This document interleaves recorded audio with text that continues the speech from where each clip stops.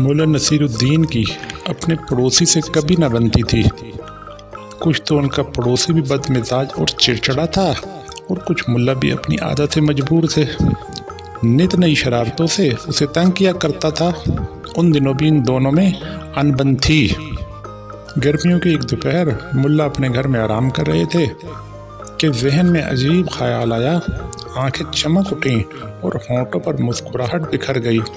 फ़ौरन इस ख्याल को अमली शक्ल देने का इरादा कर लिया। शाम होते ही मुल्ला बाजार निकल गया, कुछ जलेबियां खरीदी और पड़ोसी के घर जा पहुंचे। दरवाजे पर दस्तक दी।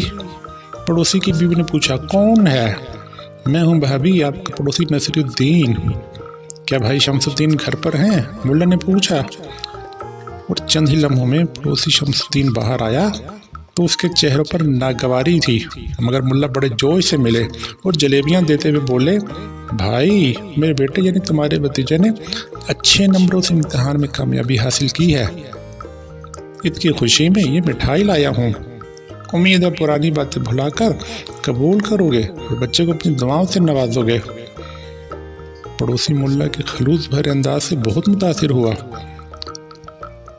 मिठाई कबूल की और घर के अंदर चलकर एक प्याली कहवा पीने की दावत दी, मगर मुल्ला ने यह कर कि अभी और लोगों में भी मिठाई तकसीम करनी है, माजरत चाहिए। 2-4 रोज़ गुजर गए कि मुल्ला नसीरुद्दीन फिर उसी पड़ोसी के घर जा पहुँचे। दस्तक सुनकर पड़ोसी बाहर आया। मुल्ला ने कहा, भाई दूसरे शहर से मेहमान आए हैं। घर में कोई ऐसा बर्तन नहीं जिसमें ज़्यादा मिकदार में खाना पकाया जा सके। तुम्हारे यहाँ एक बड़ी देग है, अगर दे दोगे तो मुझे आसानी हो जाएगी। पड़ोसी ने देग लाकर उनके हवाले कर दी। मुल्ला ने शुक्रिया अदा कर दिया और 2-3 रोज़ के बाद देग वापस करने का कहकर चले गए।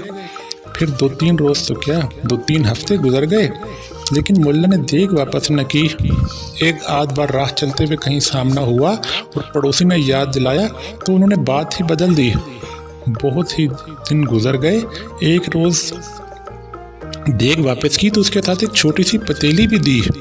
पड़ोसी ने हैरत से कहा, अरे ये क्या, ये पतीली तो हमारी नहीं है, ये तुम्हारी ही है। मुल्ला ने मुस्कुराते हुए कहा, मगर मैंने तो तुम्हें सिर्फ देग दी थी, ये पतीली? ने कुछ न समझने के अंदाज में कहा, हाँ ये बात ठीक है कि तुमने मुझे ये पतीली नहीं दी थी, मगर ये 100% तुम्हारी है और इस पर सिर्फ तुम्हारा हक है, क्योंकि ये तुम्हारी देग की औलाद है। देग की औलाद? पड़ोसी हैरान हो गया। हाँ, देग की औलाद। हमारे घर तुम्हारी देग ने इस पतीली को जन्म दिया है, इसी वजह से तो देग की वापसी में भी देर हो गई। मुल्ला ने ये जवाब दिया।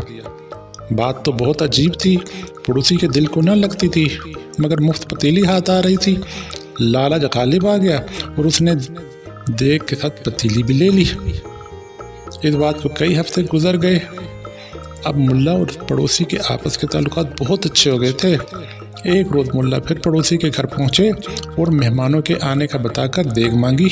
पड़ोसी ने खुशी खुशी दे दी। फिर दिन हफ्तों और हफ्ते महीनों में तब्दील हो गए। मुल्ला ने देग वापस न की।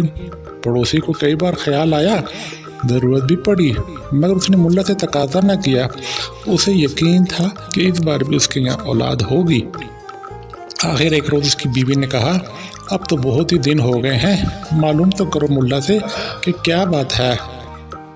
वो बोला, बहुत अच्छा नेक वक्त, आज ही पूछूंगा, मुझे तो खुद बहुत बेचैनी है। इत्तेफाक से कुछ देर बाद वो घर से निकला ही था कि मुल्ला से मुलाकात हो गई। उसने देग के बारे में मुल्ला से पूछा तो मुल्ला बोले, अरे भाई मैं तुम्हारे घर ही आ रहा था, पहले ही आता मगर हिम्मत न होती थी, लेकिन बताना तो था ही ना। इतना कह के वो खामोश हो गए। चेहरे पे गम के आसार थे। आखिर बात क्या है, कुछ पता तो चले। पड़ोसी ने बेचैनी से पूछा।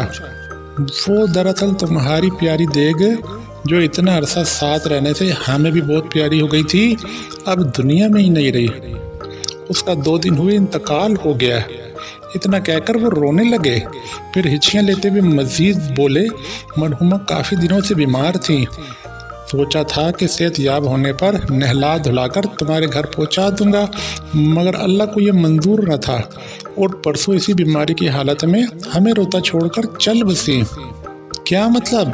पड़ोसी घबराते हुए बोला, देख तो बेजान चीज़ है, वो भला कैसे मर सकती है?